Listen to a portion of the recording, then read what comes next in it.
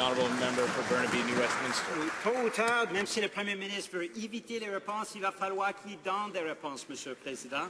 Les Canadiens ont appris de la police que le bureau du Premier ministre a activement aidé les sénateurs Tkachuk et Olson pour changer le rapport sur les dépenses du sénateur Mike Duffy. Ils l'ont modifié à 7 reprises.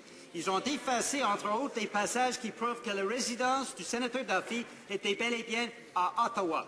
Comment le Premier ministre peut-il expliquer que son bureau modifie des passages aussi importants dans le rapport sur Mike Duffy? Again, Mr. Speaker, as I just said, it's quite clear that the Prime Minister's office provided a great deal of assistance to both the Crown and the RCMP in its case against Senator Duffy, Mr. Speaker. At the same time, I would hope that the opposition would provide that same level of cooperation and assistance to the Canadian taxpayer. As you know, Mr. Speaker, the NDP, there's some 68 members of the NDP caucus who owe the Canadian taxpayer some $2.7 million because they paid for some illegal offices in Montreal. I certainly hope they will do the right thing for Canadian taxpayers and assist in returning that $2.7 million to them. Thank you, Mr. Speaker. Honourable member for Burnaby, New Not Westminster. kangaroo courts. We're talking real courts with real police investigating the Conservatives, Mr. Speaker.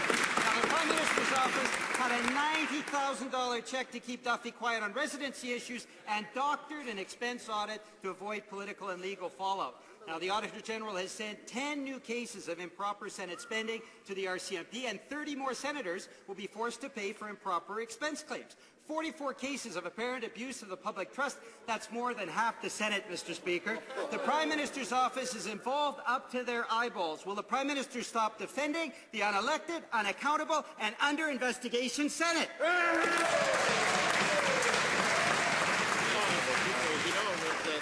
Invited the Auditor General in, and of course we expect that the Senators will assist the Auditor General in this examination, Mr. Speaker, but there are 68 members of the NDP who owe a total of $2.7 million to the Canadian taxpayer. There's another 23 of them who owe $1.1 million back to the Canadian taxpayer, Mr. Speaker. By my count, that's 3/4 of their caucus. In fact, their leader, the Leader of the Opposition, owes $400,000 to the taxpayer of Canada, Mr. Speaker. It is they who are in front of the courts. It is they who are refusing to cooperate. It's real money. They should do the right thing for the taxpayer and pay it all back.